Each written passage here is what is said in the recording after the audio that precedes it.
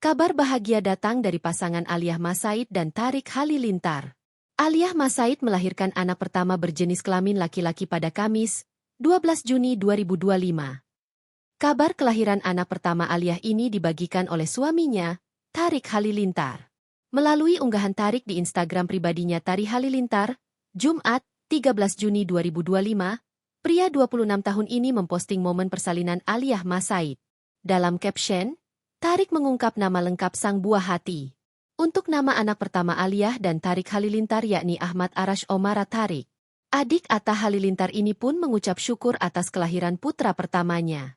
Alhamdulillah, kamu akhirnya berada dalam pelukan kami, sehat, penuh kasih sayang, dan telah memenuhi hati kami dengan lebih banyak kegembiraan yang tak dapat diungkapkan dengan kata-kata. Kamu adalah doa yang menjadi kenyataan, tanda belas kasihan Allah, dan berkah yang tidak akan pernah kami anggap remeh, tulisnya.